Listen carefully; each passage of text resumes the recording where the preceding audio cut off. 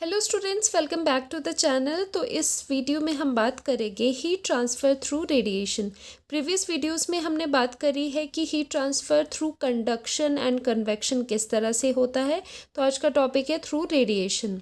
Now it is another form of heat transfer. Okay, it does not require any medium. तो इस method का जो सबसे important point है that it does not require any medium, किसी भी medium की ज़रूरत नहीं है इस तरह से हीट ट्रांसफ़र करने में।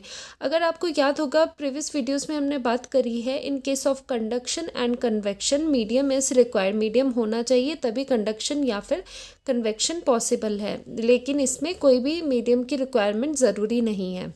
Next point is it is use to transfer heat in a vacuum as well. Vacuum में क्या होता है? वैक्यूम क्या होता है? जिसमें कोई भी ना एयर हो ना कोई मीडियम हो। ठीक है, तो वैक्यूम में अगर आपने हीट ट्रांसफ़र करनी है वहाँ पर ना कन्वेक्शन चलेगा ना कंडक्शन चलेगा। वहाँ पर क्या होगा? वहाँ पर हीट ट्रांसफ़र होगी थ्रू रेडिएशन। तो ये भी पॉइंट हो गया। Now in this method, heat is transferred from one place to another by electromagnetic waves. Now, electromagnetic waves को हम EM waves भी कहते हैं शॉर्ट में। ठीक है, तो इसमें क्या हो रहा है? इसमें एक्चुअली यूज़ हो रही है इलेक्ट्रोमैग्नेटिक वेव्स। जब आप हायर क्लासेस में जाओगे तो इलेक्ट्रोमैग्नेटिक वेव्स के बारे में आप डिटेल में पढ़ेंगे। तो यहाँ पर आपको ये लर्न करना है कि रेडिएशन के थ्रू अगर आप हीट ट्रांसफ़र कर रहे हैं तो उसमें क्या हो रहा है? इलेक्ट्रोमैग्नेटिक वेव्स के थ्रू ही आपको हीट ट्रांसफ़र हो रही है। ओके, नाउ EM वेव्स के बारे में थोड़ा जान लेते हैं। EM waves can travel through the vacuum. Vacuum क्या होता है? जहाँ पर नो मीडियम, ठीक है, जहाँ पर एयर भी नहीं होती। तो EM वेव्स वहाँ पर काम करती है, इसीलिए रेडिएशन में क्या बोलते हैं कि मीडियम की रिक्वायरमेंट नहीं है। तो वैक्यूम में भी हीट ट्रांसफ़र पॉसिबल है, वो है थ्रू रेडिएशन, जिसमें यूज़ होती है electromagnetic waves, because electromagnetic waves can travel through the vacuum. Electromagnetic waves travels with the speed of light. जो ये वेव्स है ये बहुत ही फास्ट होती है, इतनी फास्ट होती है कि ये ट्रैवल करती है with the speed of light. और स्पीड ऑफ लाइट कितनी होती है? 3 × 10⁸ मीटर पर सेकेंड। ठीक है, इस स्पीड से ये जाती है, सो दे आर वेरी फास्ट। एक क्लासिकल एग्जाम्पल देखते हैं। ये सभी को पता होता है कि सन टू अर्थ का एक क्लासिकल एग्जाम्पल इस केस में आता है। ओके, एग्जाम में भी पूछ सकते हैं, तो आप रेडिएशन के साथ इस एग्जाम्पल को लिख सकते हो।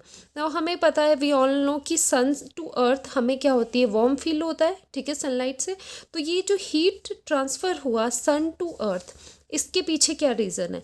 अब देखो एक चीज़, जो सन और अर्थ के बीच में ना बहुत जगह पे क्या है? वैक्यूम स्पेसेस है। ठीक है, वैक्यूम है बहुत जगह जहाँ एयर नहीं है, तो वहाँ पर कंडक्शन या कन्वेक्शन काम नहीं करेगा। तो वहाँ पर क्या है? वहाँ पर ये EM वेव्स काम करती है। जो EM वेव्स होती है, इलेक्ट्रोमैग्नेटिक वेव्स होती है, वो सन से आती है, तो वो पास कर सकती है ना इन वैक्यूम से, बिकॉज वी नो कि यहाँ पर हमने बताया EM waves travels with the speed of light. ठीक है, तो speed of light and EM wave can travel through the vacuum से भी ट्रैवल कर सकते हैं और स्पीड ऑफ लाइट से जाती है। तो ये दोनों पॉइंट्स यहाँ पर काम करते हैं कि ये वैक्यूम्स है तो EM वेव यहाँ से इजीली पास हो सकती है। और सिंस सन और अर्थ के बीच की दूरी बहुत ज़्यादा है, ठीक है, बहुत दूर है, लेकिन सिंस ये बहुत फास्ट है, EM wave speed of light से जाती है, तो ये ईजीली यहाँ तक रीच कर पाती है। ठीक है, so there are many vacuum spaces in between the sun and the earth, so EM waves travels through them. Okay, now human body. अब देखो एक एग्जांपल देखते हैं हम ह्यूमन बॉडी का। Human body, we know that कि हमारा एक एवरेज टेम्परेचर होता है, ठीक है, एक पर्टिकुलर टेम्परेचर होता है हर एक ह्यूमन का। तो क्या होता है कि हम भी हीट रेडिएट करते हैं टू द सराउंडिंग। हम भी सराउंडिंग में हमारी तरफ से हीट निकल के सराउंडिंग में जाती।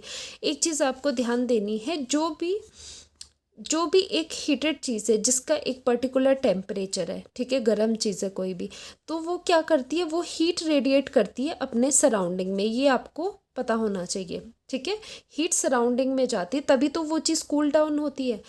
कभी आपने ये देखा होगा कि एक पॉट है, जैसे cooling of the heated pot, कि आपने कोई बर्तन है उसमें कुछ आपने गर्म करा है, ठीक है, तो आपने उसको कुछ टाइम के लिए रख लिया, तो क्या होगा? जो उसकी हीट है वो क्या करेगी? रेडिएट करेगी सराउंडिंग में वो हीट चले जाएगी। ठीक है, तो ये क्या हो रहा है? ये हीट ट्रांसफ़र बाय रेडिएशन हो रहा है। तो ये भी एग्जाम्पल दे सकते हो आप हीट ट्रांसफ़र बाय रेडिएशन का।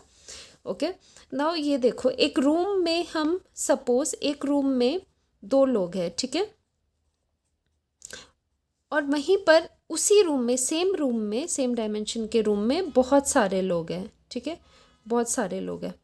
तो अगर आप देखो दोनों सिनेरियो में क्या हो रहा है, इसमें इस रूम में जिसमें उसी रूम में जब ज़्यादा लोग हैं तो इसका टेम्परेचर ज़्यादा होगा, इस रूम में टेम्परेचर आपको ज़्यादा फील होगा, ज़्यादा गर्मी फील होगी।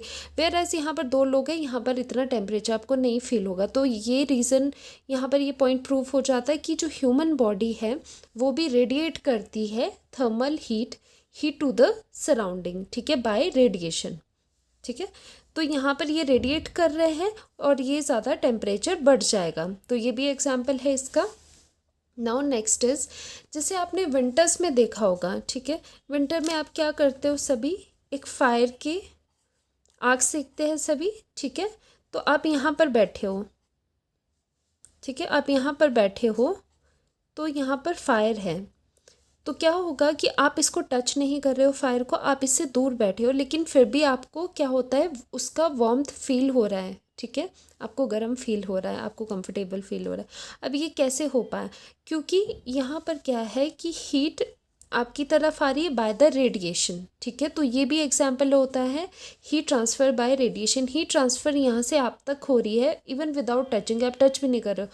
सिंस यहाँ पर बीच में मीडियम भी है, एयर भी है, लेकिन हमने डेफिनेशन में क्या बोला है कि it does not require any medium, कि मीडियम की ज़रूरत नहीं, मीडियम हो भी सकता है नहीं भी हो सकता है, ठीक है। तो मीडियम की रिक्वायरमेंट नहीं है, लेकिन अगर है तब भी कोई प्रॉब्लम नहीं है। In winters, when we sit close to the fire, we feel warm without touching fire due to the radiation, क्योंकि इस फायर से क्या हो रही है, हीट ट्रांसफ़र हो रहा है थ्रू द रेडिएशन आप तक। तो ये एग्जाम्पल है। तो एग्जाम्पल अगर हम देखें, हमने 4 एग्जाम्पल ले लिए, 1 इज़ दिस, 1 2 3 4 एग्जाम्पल आप इसमें दे सकते हो कि किस तरह से हीट ट्रांसफ़र होता है थ्रू द रेडिएशन। तो अगर आपको ये वीडियो हेल्पफुल लगी हो तो सब्सक्राइब एंड लाइक कर देना। Thank you so much.